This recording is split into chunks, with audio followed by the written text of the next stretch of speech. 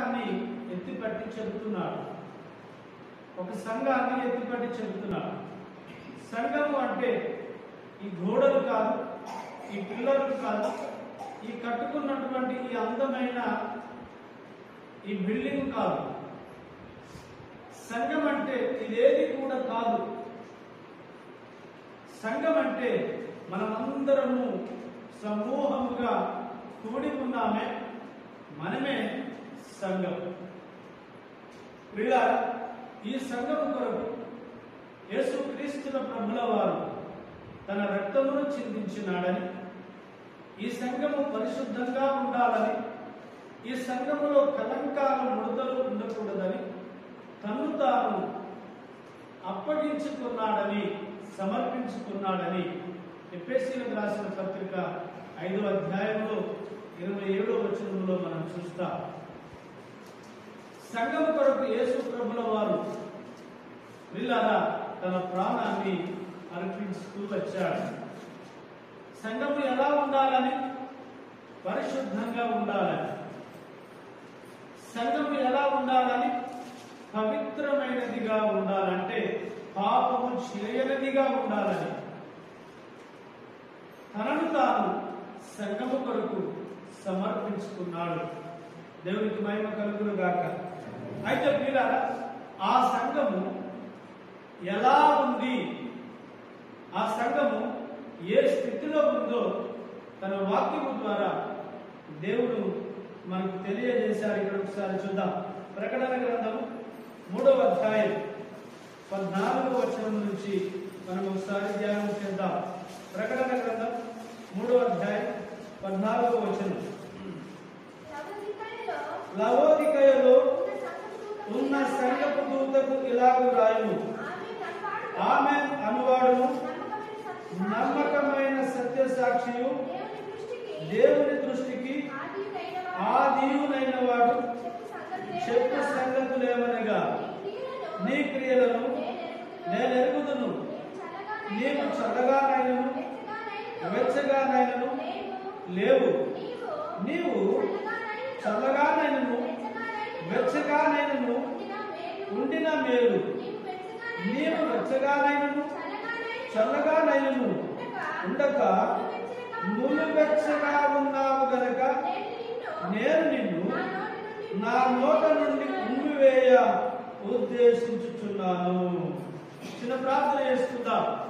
మహాపరిశుద్ధమైన తండ్రి, మీ ఘనమైన నామానికి వందనాలు. ఇంతవరకు కనుక మీ అపారమైన కృపలో మమ్మల్ని అందరినీ కరుణించావు. పాటలు, ఆరాధనలు, కీర్తన భాగములు మీరుండి జరిగించినందుకు స్తోత్రాలు. సమయంలో దేవా, వాక్యము ద్వారా మాతో మాట్లాడండి. నీవు వాక్యమై ఉన్నావు, నీవే వాక్యమై ఉన్నావు తండ్రి, వాక్యమే మీరై ఉన్నావు తండ్రి. మీరు మాతో మాట్లాడండి. వినగల చెవులను, గ్రహించే మనస్సును మాకు ఇవ్వండి. సాతాను వారి కుయుక్తిని లయము చేయండి. ఇక్కడ మమ్మల్ని అందరినీ మీ ఆత్మ చేత నింపండి. అయ్యా, వినగల చెవులను మాకు అనుగ్రహించండి.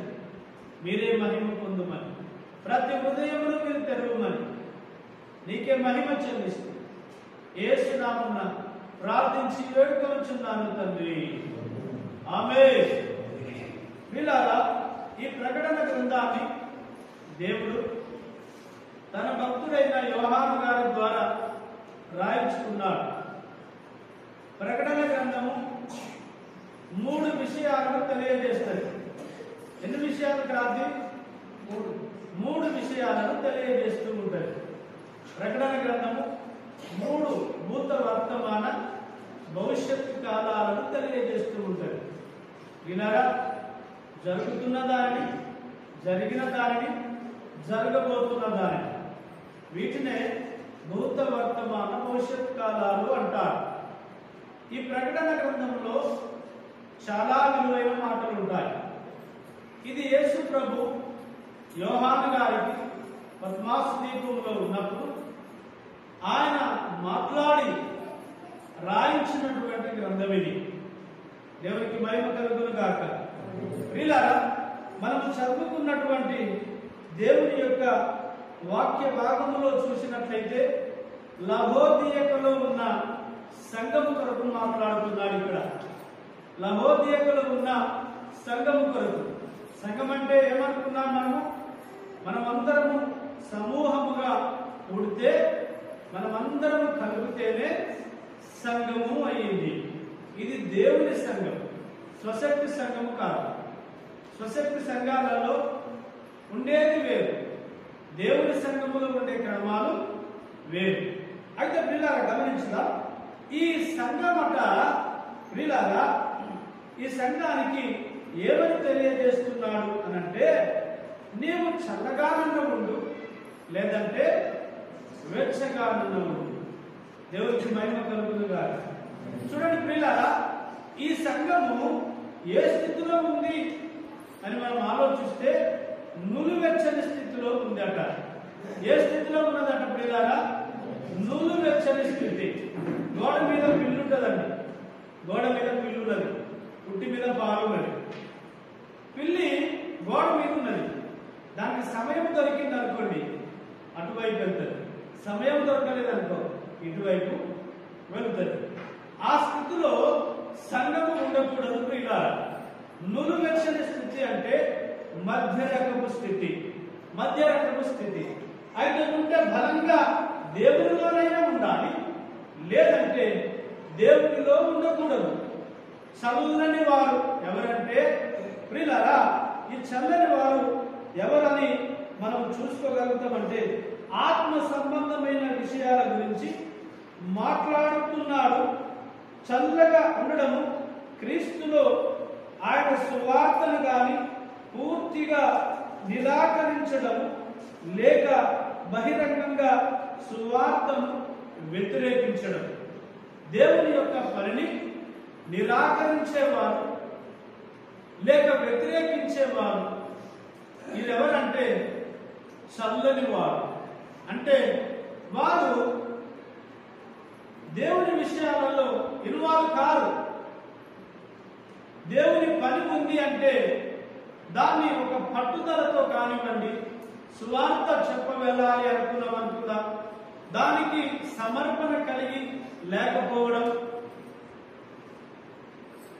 లేక ఆ సువార్త చెప్పే విషయంలో ఆసక్తి చూపకపోవడం, లేక దేవుని యొక్క పని విషయాలలో చలనము లేకుండా బ్రతుకుతున్నటువంటి వారు ఎవరంటే చల్లని వారు. మాకేది ఏమైతే మాకేంది అని ఆలోచిస్తుంటారే చూడండి, అటువంటి వారు ఎవరంటే చల్లని వారు. చల్లని వారు వారు దేవుని కార్యక్రమాల మీద కానీ, కూడికల మీద కానీ, మీటింగ్స్ మీద కానీ, లేక ఏదైనా దేవుని పని ఉన్నది అని అంటే దాని మీద ఆసక్తి లేనటువంటి వారు, పట్టుదల లేనటువంటి వారు ఎవరంటే చల్లని వారు. ఈ చల్లని వారు వీరు. మరి వెచ్చని వారు ఎవరు? వెచ్చని వారు ఎవరంటే ఆసక్తి కలిగినటువంటి వారు. ఉదాహరణకి మనం బైబిల్లో ఏలియాను చూసుకుంటామండి. ఏలియా ఒక మంచి గొప్ప ప్రవక్త. ఏలియా గొప్ప ప్రవక్త. ఆయన ఇశ్రాయేలు దేశంలో అహాబన రాజు పరిపాలిస్తున్నాడు. అహాబన రాజు పరిపాలిస్తున్న క్రమంలో ఏమి జరుగుతుందంటే అక్కడ బలిపీఠాలు కట్టబడ్డాయి, విగ్రహారాధన జరుగుతుంది. బయలుదేవతకు బలిపీఠాలు కట్టబడ్డాయి, బయలుదేవతలకు ఆరాధన జరుగుతుంది ఇశ్రాయేలు దేశంలో. అప్పుడు ఏలియా బహు రోషము గలవాడై అహాబు రాజు దగ్గరికి వెళ్ళి మాట్లాడాడు. అయ్యా, ఇది దేవుని రాజ్యము, దేవుని ప్రజలు. ఈ ప్రజలను నీవు నడిపించగలగాలి దేవుని దగ్గరికి. ఈ ప్రజలను నీవు ఆత్మీయ స్థితిలో నడిపించాలి.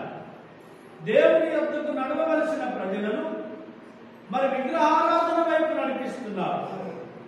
ఇదిగో బయలుదేవతలకు బలిపీఠాలు కట్టి వాటికి సమయం ఇచ్చారు కనుక ఈ సంవత్సరము మంచు కాదు కదా, వర్షము శుక్ల కూడా పడది అని దేవుని సన్నిధిలో నేను నిలబడి చెబుతున్నాను అన్నాడు.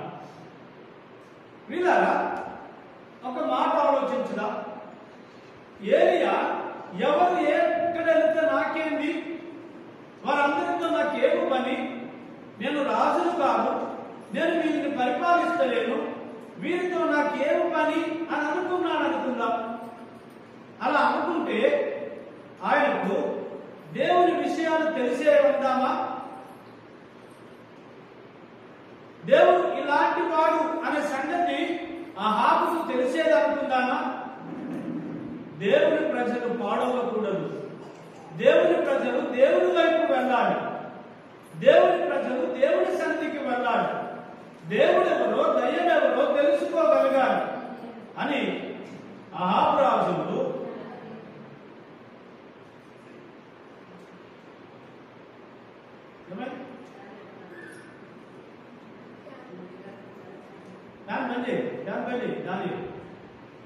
దానియేలు గారు ఆయన మంచి విశ్రాంతిలో ఉన్నారు. హల్లెలూయా హల్లెలూయా. గమనించుదాం ప్రియులారా, ఆ క్రమంలో ఏలియా అహాబుతో మాట్లాడుతూ అవసరం.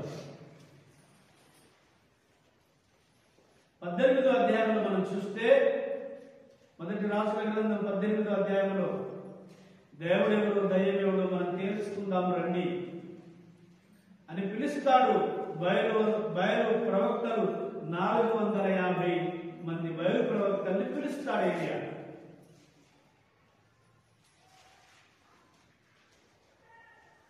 ఆయన ఎవరంటే ప్రియులారా, అటువంటి వ్యక్తులు ఎవరంటే సేవకులు కానివ్వండి, విశ్వాసులు కానివ్వండి, దేవుణ్ణి కలిగినటువంటి ప్రజలు ఎవరైనా ప్రియులారా యక్షగా ఉండాలి, యక్షతనంతో ఉండాలి, రోషం కలిగి ఉండాలి. దేవుని యొక్క పని విషయంలో, ప్రార్థన విషయంలో, దేవుని యొక్క సువార్త అందించే విషయంలో ఎక్కడ కూడా రాజీ పడని వారు, వెచ్చని వారు అని వారికి ఒక బిరుదు. అటువంటి వారు, వెచ్చని వారు. ఏలియా ప్రార్థన చేసినప్పుడు ఏం జరిగింది తెలుసా? వారు ఒక దినమంతా, ఒక రాత్రంతా వారిని వారు గాయపరుచుకుంటా ప్రార్థనలు చేశారు.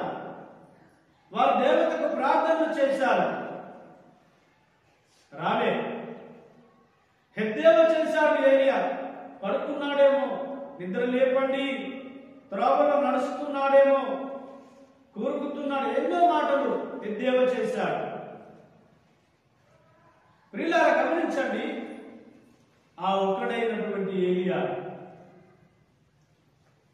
12 రాళ్లను ఏరి ఆ రాళ్ల మీద కట్టెలను క్రమముగా పేర్చి దాని చుట్టూ కందకము తవ్వించి అందులో నీళ్లను నింపి ఎద్దును కోసి దాని మీద పెట్టి మోకాళ్ళ మీద నుండి ప్రార్థన చేశాడు ఏలియా. మోకాళ్ళ మీద ఉండి దేవుణ్ణి మహిమపరుస్తున్నాడు అని నీకు తెలిసినప్పుడు, ఈ పని చేయాలి అని నీకు తెలిసినప్పుడు ఆ పనిని చేయక అలాగే వదిలిపెడితే ఆ వ్యక్తి పాపి అని చెప్పబడుతుంది. ఆ వ్యక్తి పాపి. మేలైనది చేయాలి. మేలైనది ప్రతిదీ కూడా మన జీవితంలో చేయాలని ఉద్దేశించాలి. అయితే ప్రియులారా, ఇటువంటి ఈ 2 రకాలైనటువంటి మనుషులను దేవుడు ఏమి చేస్తాడన్నాడు? చల్లని వారంటే ఎవరండి? ఎవరనుకున్నాం? చల్లని వారంటే ఎవరు? గట్టిగా చెప్పండి. చల్లని వారంటే ఎవరు? దేవుని యొక్క పనిని చేయనెరిగియు, ఇది అవసరమని ఎరిగియు చేయని వారు. నాకేం అవసరములే, వారు ఉన్నారు కదా, చేసేవారు ఉన్నారు కదా అని దేవుని యొక్క కార్యమును అశ్రద్ధ చేసేవారు చల్లని వారు. వెచ్చని వారు ఎవరంటే దేవుని యొక్క పనిని రోషము కలిగి జాగ్రత్తతో భయముతో చేసేవారు వెచ్చని వారు.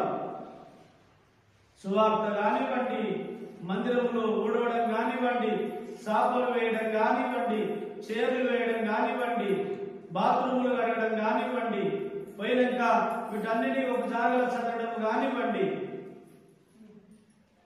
ఈ పనులలో జాగ్రత్త వహిస్తూ ఇది చేయాలి అని ఎరిగి వాళ్ళే చేస్తారు పని నాకేంటి అని వెళ్ళిపోతే వాళ్ళు ఎవరు తెలుసా?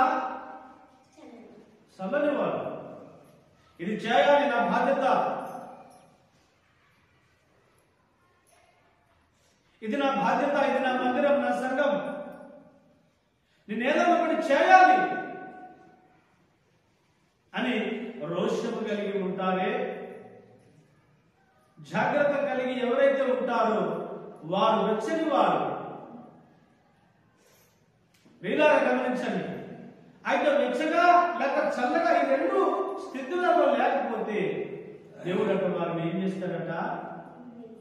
ఏం చేస్తారట పిల్లారా? ఏం చేస్తారట? చెప్పండి ఒకసారి, చెప్పండి ఒకసారి. ఏం చేస్తారట? చదవండి ఆ వాక్యం చదవండి ఒకసారి మళ్ళీ. ప్రకటన గ్రంథం 3వ అధ్యాయం 16వ వచనం. నీవు వెచ్చగానైనను చల్లగానైనను ఉండక నువ్వు వెచ్చగా ఉన్నావు గనుక నేను నిన్ను నా నోట నుండి ఉమ్మివేయాలని ఉద్దేశించుచున్నాను. ఉమ్మివేవే ఏం చెప్తున్నాడట? ఆ ఉద్దేశం కలిగి ఉన్నాడు. ఇటువంటి వారిని నా నోటి నుంచి ఉమ్మి వేయవలసిందే. అది ఆలోచన కలిగి ఉన్నాడు, ఇంకా ఉమ్మి వేయలే. ఎవరాయన మరి? ఆయన ఎవరండి?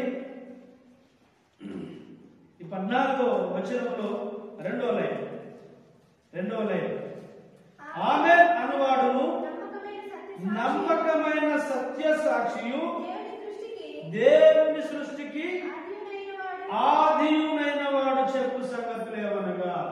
ఎవరటీనా?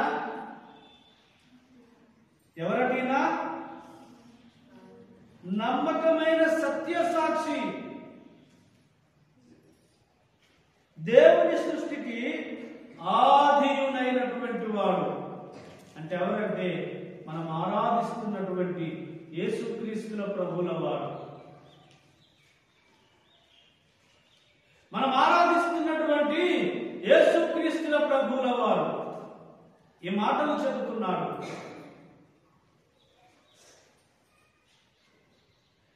అయితే చల్లగా నుండునా లేకపోతే వెచ్చగా నుండు, నీ మధ్య రకపు ఆత్మీయ జీవితాన్ని పెట్టుకోవద్దు, పాడైపోతుంది. ఏదనుకుంటావేందుకు నీ ఇష్టమే ఉంటే చల్లగానే ఉండిపో, లోకంలో బ్రతుకు. ఇటు దైవభక్తి అంటావు, అటు లోకం అంటావు. కాముల పండుగ చప్పట్లు కొట్టుకుంటూ అడుక్కోవాలనుకుంటావు. ఆదివారం మధ్య ఆరాధనలో ఉండాలంటావు. బతుకమ్మ మధ్య చీరలు కొనుక్కుంటావు, బతుకమ్మతో చుట్టూ తిరిగి చప్పట్లు కొడతావు.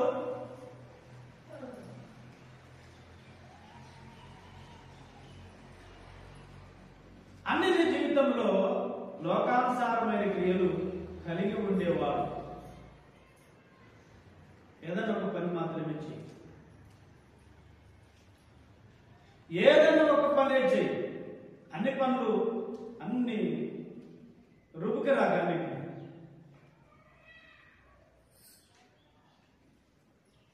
దేవునికి స్తోత్రం. హల్లెలూయా, హల్లెలూయా. ఏది నీకు చేయాలని ఉద్దేశం ఉంది, దాని మీద నీకు ఆసక్తి ఉందో ఆ పని చేసుకో. మధ్యలో నీ జీవితాన్ని ఉంచుకోకు. నులువెచ్చని వారు మధ్యవర్తులు. ఎవరిలో? నులువెచ్చని జీవితం కలిగిన వారు.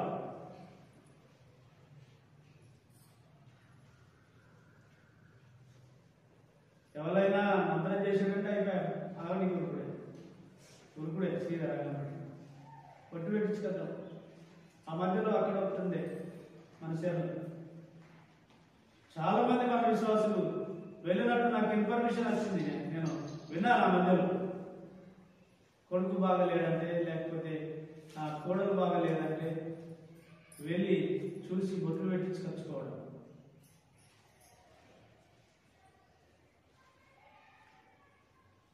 ఇలాంటి జీవితాలలో మన ఆత్మీయ జీవితం నడవకూడదు. వీళ్ళెవరంటే నులువెచ్చని స్థితి కలిగిన వారు. ఎవరంటే ఎటువంటి వారు? ఎటువంటి వారు వీళ్ళు? నులువెచ్చని స్థితి కలిగినటువంటి వారు. ఉంటే దేవుడిలోనే ఉండు, లేదంటే దేవుని కలిగి ఉండక బయట ఉండు, లోకస్తులతో ఉండు.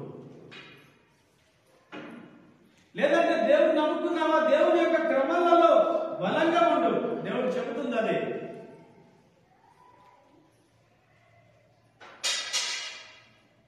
నులివెచ్చగా నీ జీవితాన్ని నడిపించుకుంటే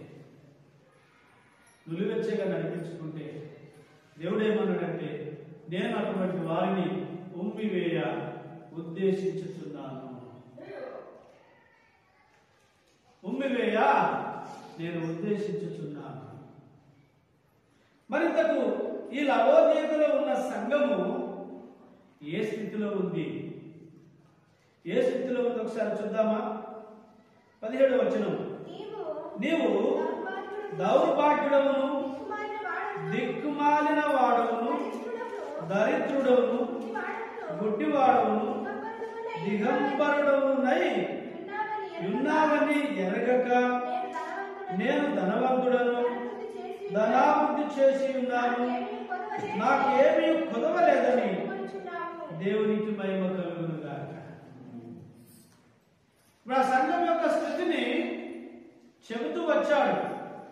ఆ సంఘం యొక్క స్థితి ఎలా ఉందట? నీవు దౌర్భాగ్యుడు. ప్రార్థన చేద్దాం కదా, అయ్యా నేను దౌర్భాగ్యుడను, నేను పాపిని, నేను పనికిరాని వాడిని అని ప్రార్థన చేస్తాము. దౌర్భాగ్యుడవును, దిక్కుమాలిన వాడవును, దరిద్రుడవును, గుడ్డివాడవును, దిగంబరుడవు,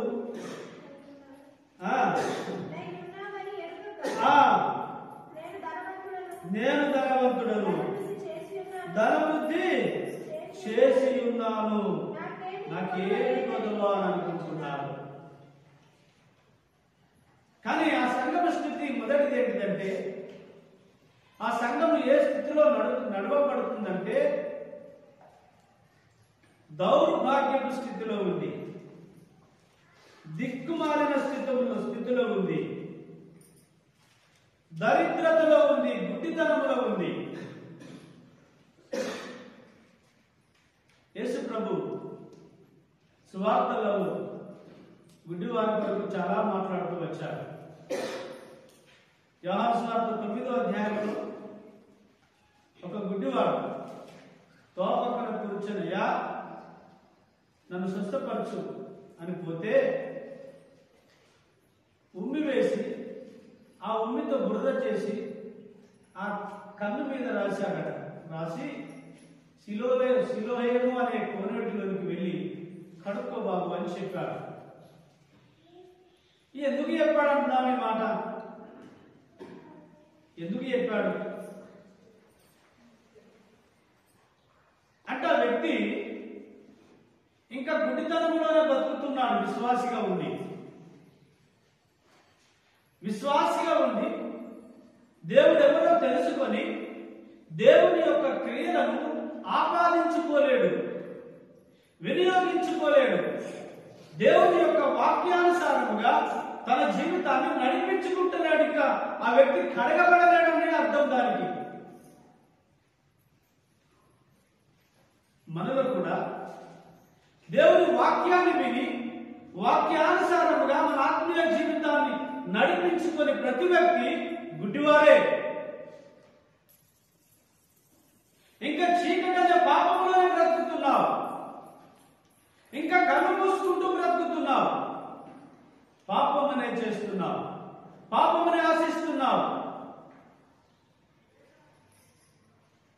దీనికంటే మించిన దౌర్భాగ్యం స్థితి ఏమీ లేదండి. దీనికంటే మించిన దరిద్రం ఏమీ లేదండి. ఈ లోకంలో ధనము ధాన్యాలు కలిగి ఉంటే లాభమేంది? రక్షణ మన జీవితానికి లేకపోతే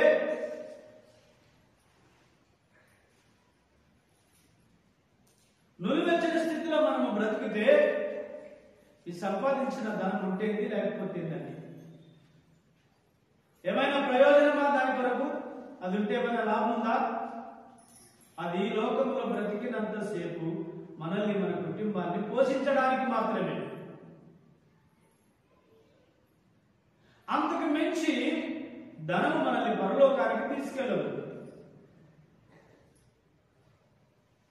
ధనము మనల్ని మోక్షానికి నడిపించదు అని అర్థం కాదా మరి?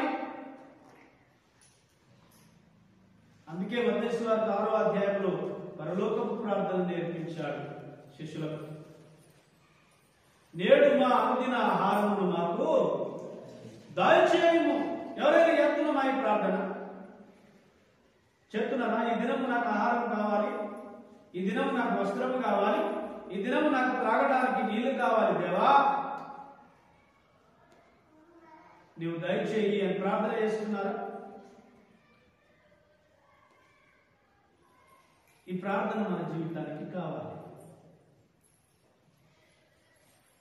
అప్పుడు దేవుడు మనకు కావలసినవన్నీ అనుగ్రహిస్తాడండి. వీళ్ళు గుడ్డివారుగా ఉన్నారు, దౌర్భాగ్యులుగా ఉన్నారు, దిక్కుమార్గ స్థితిలో ఉన్నారు. అయినా వీరు ఏమనుకుంటున్నారట? నేను ధనవంతుడను, నేను ధనవంతుడు, నాకేం పని అనుకుంటున్నాను. నేను ధనాన్ని అభివృద్ధి చేసుకుంటున్నాను, ఇంట్రెస్ట్ ఇస్తున్నాను, మిత్రులకు ఇచ్చుకుంటున్నాను, వడ్డీ వ్యాపారం చేస్తున్నాను,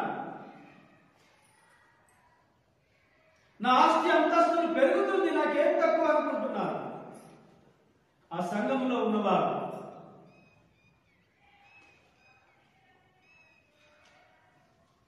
ఇంకేమనుకుంటున్నారు పిల్లలు? వీళ్ళు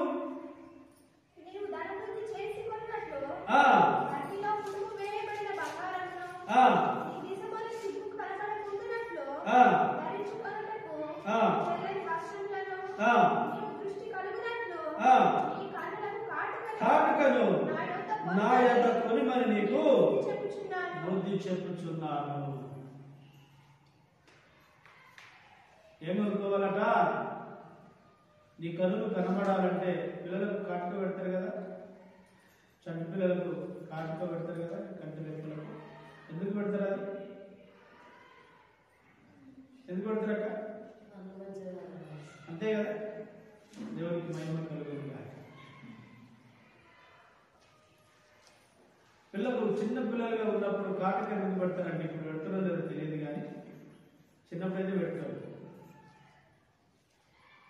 ఆ కాటుక ఎందుకు పెడతారంటే కన్ను మంచిగా కనబడాలి. అదే వాక్యంలో రాయబడి ఉంది, నీ కన్నులు తేటగా కనబడాలంటే ఏం కనబడాలట? కార్తీక్ నేను చెప్పాను, ఇద్దరు ఒకటేనా? దేవునికి స్తోత్రం, హల్లెలూయా. ఏం కనబడాలి? కన్నులు తేటగా కనబడాలంటే కాటిక దానికి అవసరం. ఆ మాట అంటున్నాడు ఇక్కడ, నా వద్దకు రండి, కాటిక కొనుక్కోండి, మీ కన్నులు తేటగా కనబడతాయి. నీ కన్నులు తేటగా కనబడాలి అంటే నువ్వు కాటిక కొనుక్కొని పెట్టుకోవాలి. ఏం కొనుక్కోవాలి చెప్పండి? ఈ బైబిల్ కొనుక్కోవాలి. ఈ బైబిల్ కొనుక్కోవాలి. ప్రతి ఒక్కరి దగ్గర బైబిల్ ఉండాలి. వాళ్ళ దగ్గర ఉన్నాయా చూడండి బైబిల్? లేవు. ఫోన్లలో మాత్రమే బైబిల్. దేవునికి స్తోత్రం, హల్లెలూయా. ప్రతి ఒక్కరి దగ్గర బైబిల్ ఉండాలి. మందిరానికి వస్తున్నావా? బైబిల్ చేతిలో పట్టుకొని రావాలి. నీకు చదువు వస్తుందా రాదా అది అనవసరం. అడిగితే నీకు జ్ఞానాన్ని ఇస్తాడు దేవుడు. దేవా నేను బైబిల్ చదవగలగాలి, ఆ జ్ఞానం నాకు ఇవ్వు, అక్షర జ్ఞానం ఇవ్వు అని అడగండి. సొలొమోను అడిగింది కదా, సొలొమోనుకు దేవుడు జ్ఞానం ఇచ్చాడు. మీరు కూడా అడిగినట్లయితే దేవుడు ఇస్తాడట జ్ఞానాన్ని. కనుక పిల్లారా, వీరితో ఏమంటున్నాడంటే, నీవు ధనాభివృద్ధి చేసుకున్నట్లు అగ్నిలో పుటము వేయబడిన బంగారమును నీ దిశమెల్లా సిగ్గు కనబడకుండాన్నట్లు ధరించుకున్నటకు తెల్లని వస్త్రములను నీకు దృష్టి కలుగునట్లు నీ కన్నులకు కాటుక నా యొక్క కొనుమని నీకు బుద్ధి చెప్పుచున్నాను. దేవునికి మహిమ కలుగును గాక. 3 విషయాలు చెప్పాడు ఇక్కడ. ఆ సంఘానికి 3 విషయాలు చెప్పాడు. ఒకటి, బంగారం ఒక వస్తువుగా రూపించబడాలి అంటే అది మొదట ఏం చేయబడాలి? ఒకసారి చెప్తారా? అగ్నిలో కాల్చబడాలి. అగ్నిలో దాన్ని కాలుస్తాడు అవసరాయన. కాల్చి దానిలో ఉన్న మైలంతా వెళ్ళిపోతుంది, అందులో ఉన్న వేస్ట్ అంతా పోతుంది. అది ఎప్పుడైతే అగ్నిలో కాల్చబడుతుందో అప్పుడు మేలిమి బంగారం అవుతుంది. ఏం బంగారం అవుతుందండి? ఒరిజినల్ బంగారం అవుతుంది. ఒరిజినల్ బంగారం అయినాక దాన్ని ఒక వస్తువుగా మారుస్తాడు. అలాగే పిల్లల ఎలాగైతే బంగారము అగ్నిలో పుటము వేయబడుతుందో మన ఆత్మీయ జీవితం కూడా మరి బంగారము లాగా పరిశుద్ధత కావాలంటే ఏం చేయబడాలట? మనం అగ్నిలో పుటము వేయబడినట్లుగా మనము పుటము వేయబడాలి. అంటే ఎక్కడైనా మంటలు పెట్టుకొని అందులో పడాలన్నా మరి చెప్పండి, అలా పడితే ఉంటుందా? మరి వదంతగా అయిపోతుంది, అప్పుడు తెల్లగా అయిపోతుంది చర్మం అంతా. అందుకే చెప్పాడా? కాదండి.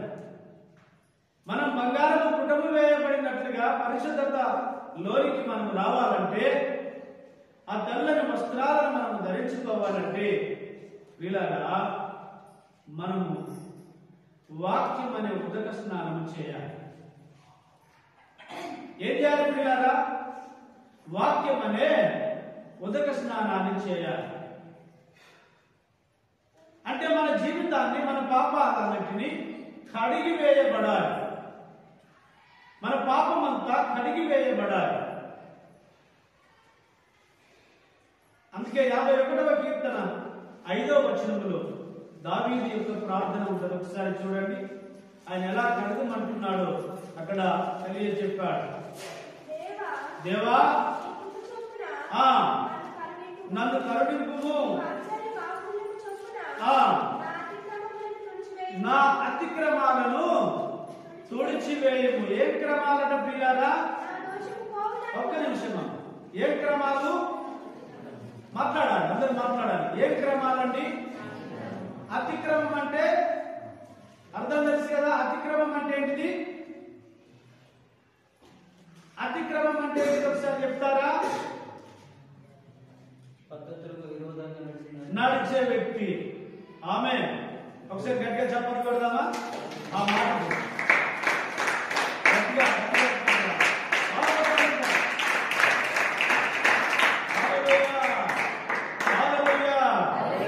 పద్ధతులకు విరోధంగా నడిస్తే అది ఏమైతుందంటే అతిక్రమం అవుతుంది, విరోధం అవుతుంది.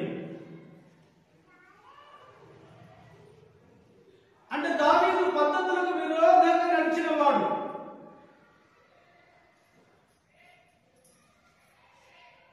ఏ పద్ధతులకు విరోధంగా నడిచాడు? బైబిల్లో వ్యభిచారించకూడదు అన్నాడు కదా దేవుడు. దావీదు వ్యభిచారం చేశాడు. ఉరియా భార్యను ఉంచుకున్నాడు, పిల్లల్ని కన్నాడు. నాతాను ప్రవక్తను పంపించి తన పాపాన్ని గుర్తు చేయించాడు. ఆ పాపము తెలిసిన తరువాత ఈ 51వ కీర్తన అంతా కూడా తన పశ్చాత్తాప ప్రార్థన. ఈ కీర్తన అంతా కూడా తనను కడుక్కునే విధానంలో ప్రార్థన చేస్తున్నాడు దావీదు. అది అతిక్రమము, దేవుడు చేయొద్దు అన్న పని చేశాడు దావీదు. అది అతిక్రమముతో పోల్చాడు.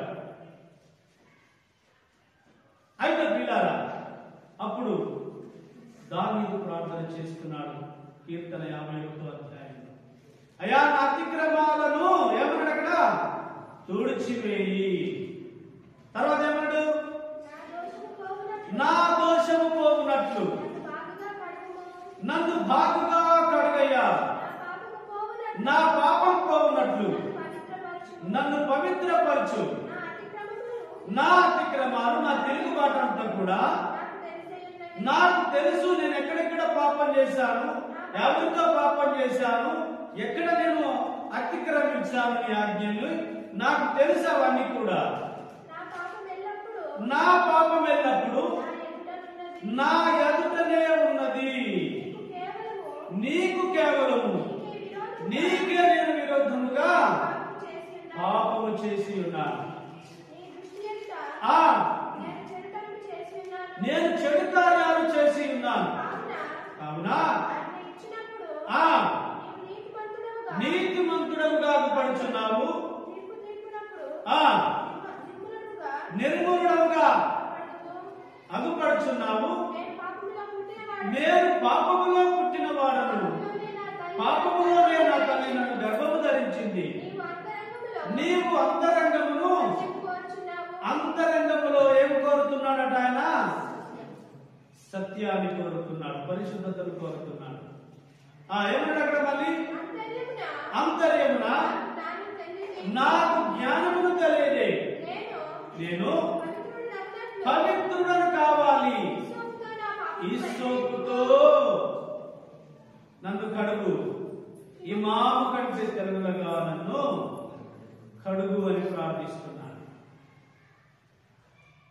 హిస్సోప్ అంటే తెలుసు కదా, హిస్సోప్ అంటే ఒక సబ్బు లాంటిది. సబ్బు పెట్టి స్నానం చేస్తేనే శరీరానికి మైలమైన. సబ్బు లేక స్నానం చేస్తే ఏమైనా జిడ్డు పోతుందా? చెప్పండి, పోతుందా? శరీరానికి పట్టిన జిడ్డు పోదు. అందుకని దావీదు ప్రార్థిస్తున్నాడు, తన ఆత్మకు పట్టినటువంటి పాపం కడిగిపోవాలంటే, ఆయన పరిశుద్ధతగా మారిపోవాలంటే, ఆయన దేవుని యొక్క తీర్పులో నిలబడకుండా ఉండాలి అంటే తాను కడగబడాలి. కడగబడాలి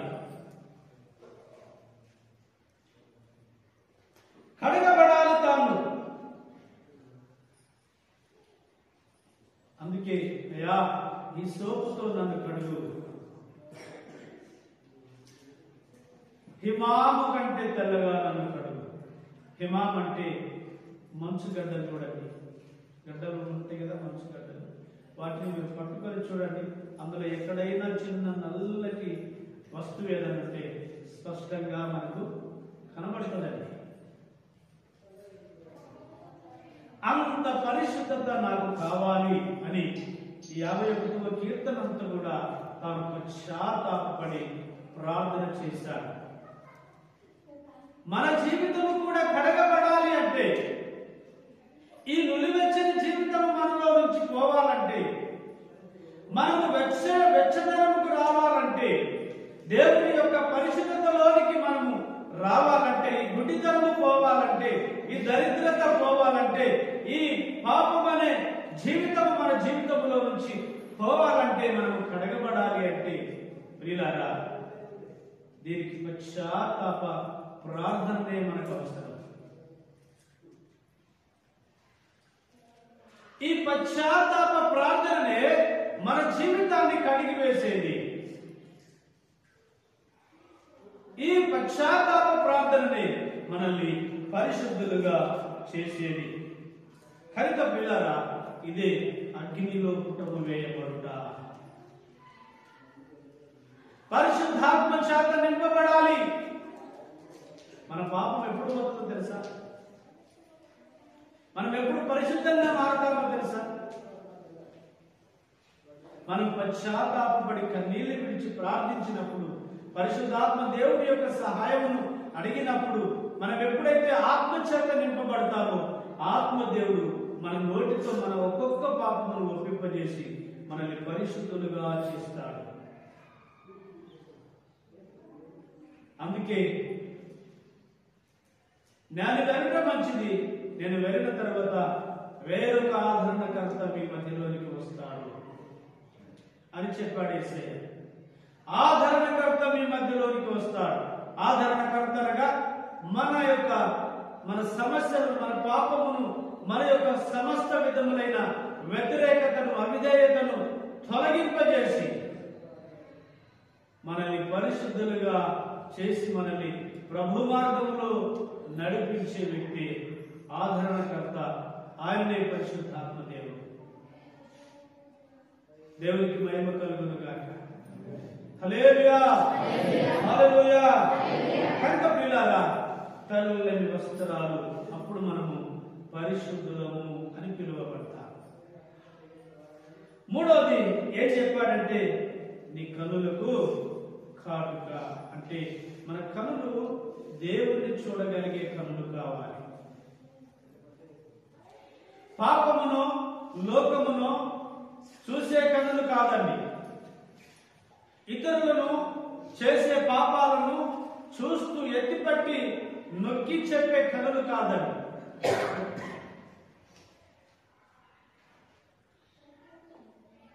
సౌలు యొక్క నేత్రాలు మూయబడ్డాయి. ఎందుకు తెలుసా? ఆయన ఎవరిని చూస్తున్నాడు సౌలుగా ఉన్నప్పుడంటే క్రైస్తవులను చూస్తున్నాడు. ఎందుకు చూస్తున్నాడు? వారి వల్ల నేను నేర్చుకోవాలి, నా జీవితము మారాలని చూశాడా? కాదండి. వారిని బాధించాలని చూశాడు. ఎక్కడ క్రైస్తవులు ఉన్నారు, ఎక్కడ మందిరాలు ఉన్నాయి, ఎక్కడ ఆరాధన జరుగుతుంది, ఎక్కడ క్రీస్తును ఆరాధించగలిగే ప్రజలు ఉన్నారు, వారిని దగ్గరికి వెళ్ళాలి, వారిని కొట్టాలి, వారిని చంపాలి, వారిని చెరసాలలో వేయించాలి అని చూసేవాడు సౌలు. ఆ క్రమంలోనే దమస్కు పట్టణానికి వెళుతున్నాడు. ప్రియులారా, ఆ క్రమంలోనే దమస్కు పట్టణానికి వెళుతున్నాడు సౌలు. అప్పటి వరకే చాలా చేశాడు. దేవుడు ఆకాశం నుంచి ఆయన చుట్టూ గొప్ప వెలుగును పంపించాడు. కింద పడిపోయాడు, నేత్రాలు మోయబడ్డాయి, గుడ్డివాడైపోయాడు.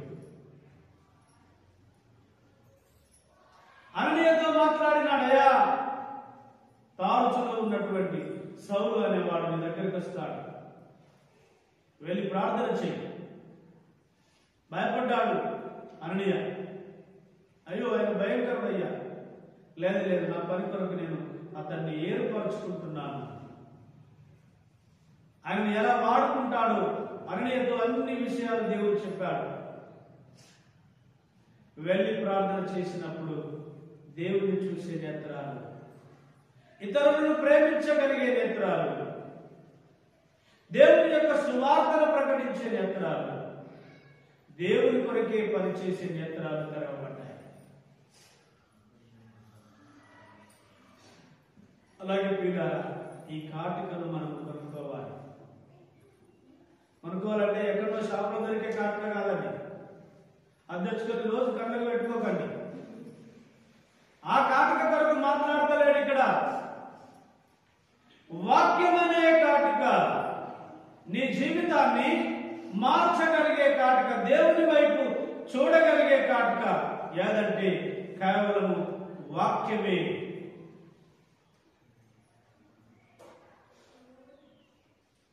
ఈ కాటికను కొనుక్కొని పెట్టుకోవాడైతాడు. ఆ శిక్షను తృణీకరిస్తే బుద్ధిహీనుడైతాడు. హల్లెలూయా, హల్లెలూయా. తండ్రి శిక్షను ప్రేమించాలి కానీ ఎప్పుడు తృణీకరించకూడదు. అందుకే ఇక్కడ ఏమన్నాడంటే, నేను ప్రేమించు వారినందరినీ గద్దించి శిక్షిస్తాను. ఎందుకు అనంటే మీ జీవితాల్లో మార్పు అనేది రావాలి. మీ జీవితాల్లో మార్పు అనేది రావాలి. దేవుడు అందుకు గద్దిస్తే, అందుకొరకు శిక్షిస్తే మనము ఇంకొక దారి వెళ్ళిపోతున్నారు. కొంతమంది అయితే అడ్డదారి వెళ్ళిపోతున్నారు. నా జీవితం దీనికి ఎందుకు కలిగిందని. ఎందుకు దేవుడు గద్దిస్తున్నాడు? ఎందుకు నిన్ను శిక్షిస్తున్నాడు? ఎందుకు నీ జీవితంలో బలహీనతను పెడుతున్నాడు? ఎందుకు నీకు అనారోగ్యం అవుతుంది? ఒకసారి ఆలోచించావా ఎప్పుడైనా? నీ తీర్మానం ఏంటి? నీ రక్షణ జీవితం ఏంటి? ఎన్ని సంవత్సరాలు అవుతుంది రక్షింపబడి? ఎంతమందికి సువార్త చెప్పినావు? ఎంతమంది కొరకు ప్రార్థన చేసినావు? ఎంతమందిని నువ్వు ప్రభు మార్గంలోనికి నడిపించినావు? నువ్వు దేవుని మందిరములో నువ్వు చేస్తున్న తీర్మానం ఏంటి? నువ్వు చేస్తున్న పని ఏంటి? హల్లెలూయా. ఆ పనిని చేయకపోతే నీకు శిక్ష కలుగుతుందేమో, నీ బలహీనత ద్వారా కావచ్చు. గమనించాలి ఒకసారి. నీకు బలహీనత కలుగుతుందంటే ఇది ఎందుకు కలిగింది మరి నా జీవితంలో? ఒకసారి నిలబడి మోకాళ్ళ మీద ఉంది, ప్రభా ఈ శిక్ష నాకు ఎందుకు వచ్చింది? ఎన్ని హాస్పిటల్ తిరిగినా బాగైతలేవు, ఎన్ని డబ్బులు ఖర్చైనా నీ శరీరంలో నీ నొప్పులు పోతలేవు, నీ బలహీనతలు పోతలేవు. ఎంత పని చేసినా కుటుంబంలో ఆశీర్వాదం నిలిచి ఉండలేదు. ఎన్నిసార్లు ప్రార్థన చేసిన, ఉపవాసం ఉన్న, కన్నీళ్లు కార్చిన జీవితంలో మరి నువ్వు కోరుకున్న దానిని చేరుతలేవు అని అంటే ఒకసారి ఆలోచించు. దేవుని యొక్క చిత్తానికి ఏమైనా వ్యతిరేకంగా ఉన్నావా? అవిధేయత కలిగి ఉన్నావా? దేవుని కార్యాలను వ్యతిరేకిస్తున్నావా? చేయవలసిన దానిని చేయక నీకు ఇష్టం వచ్చిన దాన్ని చేస్తున్నావా? అప్పుడు దేవుడు నిన్ను శిక్షిస్తాడు. ఎందుకు శిక్షిస్తాడు తెలుసా? నువ్వు కృంగిపోవాలనో, నువ్వు దరిద్రుడు కావాలనో, నువ్వు పేదవాడిగా ఉండాలనో అందుకు కాదు. ఆ శిక్ష ఎందుకు కొరకంటే మన మేలు కొరకే. మన మేలు కొరకే ఆ శిక్ష. మనం మార్పు చెందుట కొరకే ఆ శిక్ష. మనం జ్ఞానవంతుల మాట కొరకే ఆ శిక్ష. దేవుని వైపు తిరుగుట కొరకే ఆ శిక్ష. కనుక ఆ శిక్ష ఏదో ఎందుకు వచ్చిందో, ఆ గద్దింపు ఎందుకు వచ్చిందో, ఈ బలహీనత ఎందుకు వచ్చిందో ఒకసారి ఆలోచించు. దేవుని సన్నిధిలో ప్రార్థన చేయి. ఎక్కడ తప్పిపోతున్నాను? ఎక్కడ నా జీవితాన్ని నేను సరి చేసుకోవాలి? ఎక్కడ నా జీవితాన్ని ప్రభువులో కట్టుకోవాలి? ఎక్కడ నేను పడిపోయినా? ఒకసారి ఆలోచించి మోకాళ్ళ మీద ఉండి దేవుని సన్నిధిలో తీర్మానం చేసుకో. ఇక్కడ అదే అంటున్నాడు. ఆ సంఘానికి ఏం చెప్తున్నాడంటే, నీవు ఆసక్తి కలిగి మారు మనసు పొందు. నేను ఉమ్మనై ఉద్దేశించిన దానిని చేయకుండా ఉంచుతాడు. ఆ సంఘానికి దేవుడు పిలుపునిచ్చాడు, నువ్వు మారు మనసు పొందు. నువ్వు వెచ్చగా నుండు, చల్లగా నుండు, నులివెచ్చగా ఉండకు. నులివెచ్చని జీవితం నుంచి నువ్వు మారు మనసులోనికి రా. మారు మనసులోనికి రా అని కోరుతున్నాను దేవుడు. ఈ మధ్యాహ్న కాల సమయంలో సహోదరుడా, మన జీవితం కూడా ఎలా ఉంది? ఎలాంటి జీవితం కలిగి ఉన్నాం? ఎలాంటి భక్తి భావజాలాలు మన జీవితంలో ఉన్నాయి? ఒకవేళ నిలువెచ్చగా ఉంటే, చేసి చేయని భక్తి చేస్తే నీ జీవితాన్ని మార్చుకో. దేవుడు అంటున్నాడు, మారు మనసు. మారు మనసు పొందితే ఏమిస్తానన్నాడు 20వ వచనంలో? ఇదిగో నేను తలుపు యొద్ద నిలుచుండి తట్టుచున్నాను. ఎవడైనను నా స్వరము విని తలుపు తీసిన యెడల నేను అతని వద్దకు వచ్చి అతనితో నేను నాతో కూడా అతడును. దేవునికి మహిమ కలుగును గాక. ఏం అవకాశం ఇచ్చాడు? ఇప్పుడు మారితే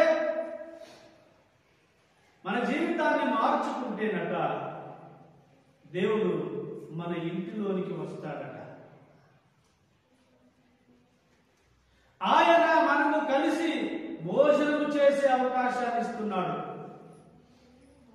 ఇంకా ఏమిస్తున్నాడట? నేను జయించి నా తండ్రితో కూడా ఆయన సింహాసనమందు కూర్చి ఉన్న ప్రకారము జయించు వారిని నాతో కూడా నా సింహాసనమందు. దేవునికి మహిమ కలుగునుగా. ఎంత గొప్ప మాట, ఎంత గొప్ప అవకాశం అండి ఇది.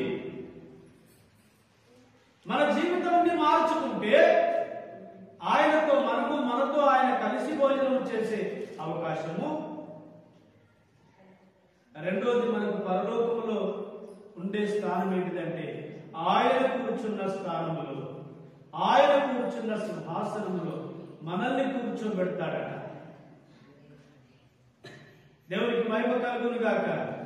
అర్థమైన వారు ఒకసారి గట్టిగా హల్లెలూయా చెప్పండి. అంతవరకే అర్థమైందా?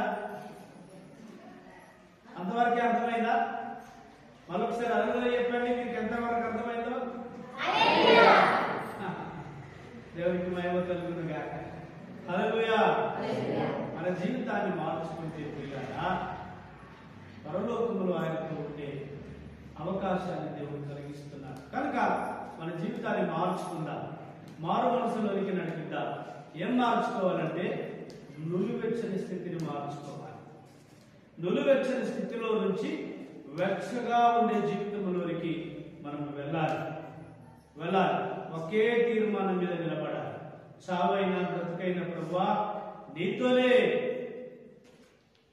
ఇరుకైనా ఇబ్బంది అయినా నీతోనే, మరణమైనా జీవమైనా నీతోనే అనే ఒక బలమైన తీర్మానమే వెచ్చతనం. నులివెచ్చనితనం ఏంటంటే చూద్దాం అయితదో కాదొద్ది, ఇంకా గాలెత్తి, ఇంకా రాలెత్తి, ఇంకా పోలెత్తి, నిత్య నరకాగ్ని వారికి. విశ్వసించని మాటలు. క్రైస్తవుడమై ఉండి కూడా విశ్వాసం లేని జీవితం అది. శుద్ధంతి, పోదంతి, ఆరోగ్యం లేనిది, చేద్దంతి. ఈ మాటలన్నీ నులివెచ్చని వారు మాట్లాడే మాట. జాగ్రత్త సంగతి. నులివెచ్చగాలి ఉంటే ఏం చేస్తాడు? ఉమ్మివేయ ఉద్దేశించాడు. ఉమ్మివేయబడతావా? లేకపోతే మారు మనసు పొంది ఆయన సింహాసనం మీద కూర్చుండడానికి ఇష్టపడతావా? తీర్మానం చేసుకుందాం. మోకరించిన దేవుడి మాటలు తీర్చుగా ప్రార్థన. అందరూ మోకాల మీద ఎందరికీ మీకు వాక్యబద్ధమైన మీరు ప్రతి ఒక్కరు మోకాల మీద ఉంది. ప్రభా నా జీవితం నులివెచ్చగా ఉండేదో, నీ క్రియలు, నీ నడిపింపు, నీ ఆలోచన నీకు తెలుసు. మోకాల మీద నిలబడతా. ప్రార్థన చేద్దాం. మోకాల మీద నిలబడంటే చూడండి, సుజాత నిలబడాలి, అక్కడ నిలబడాలి, సుజాత నిలబడాలి. అట్లా నాకేమీ లాభం కాదండి. మీరు మోకాలు లేక నాకేమీ మోకాలు మీద ₹2,000 ఇవ్వాలి. హల్లెలూయా. మీ జీవితంలో నన్ను విడుదల విడుదలైపోతుంది. మోకాళ్ళ మీద ప్రార్థన ముందుగా మారిపోతుంది. మోకాళ్ళ మీద ప్రభువును ఆరాధించుకునేది. ప్రభువా నేను నులివెచ్చగా ఉన్నాను. ఈ వాక్యాన్ని విన్నాను. ప్రార్థన చేయి. ప్రార్థన చేయడం నిర్లక్ష్యంగా ఉంటే ప్రభా నాకు విడుదల కావాలి, నాకు విడుదల కావాలి, నేను రక్షగా బతకాలి తండ్రి, ఒక యాభైలాగా బతకాలి, నేను రోషము కలిగిన విశ్వాసంతో నేను బ్రతకాలి,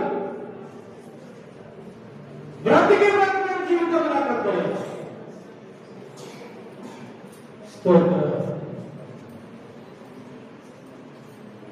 నా జీవితంలో అన్ని కోణమైనా పర్వాలేదు, నేను విశ్వాసం అనే ధారను పట్టుకుని బ్రతకాలి. ప్రార్థన చేయండి, మీ ప్రార్థన పరలోకానికి వినపడాలి. ఒక తీర్మానంలో నీ కొరకు జీవించాలి, నీ కొరకు పనిచేసుకోవటమే కాదు, ఒక తీర్మానము కలిగిన జీవితం, ఒక తీర్మానము కలిగిన జీవితం.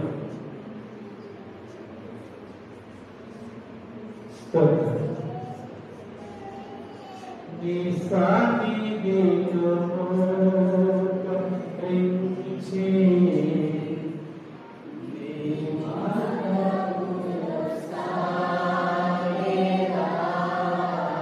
అందరూ తీర్మానమయ్యా, నీ సన్నిధిలోనే సాగుతానయ్యా.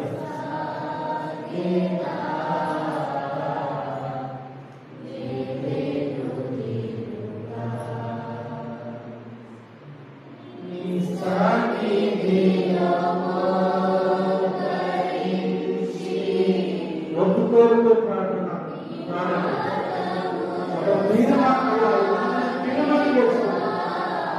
నేను చల్లగా ఉంటాను తండ్రి, నేను రక్షమైన జీవితం కలిగి ఉంటాను, మారు మనసు కలిగిన జీవితాన్ని నేను కలిగి ఉంటాను.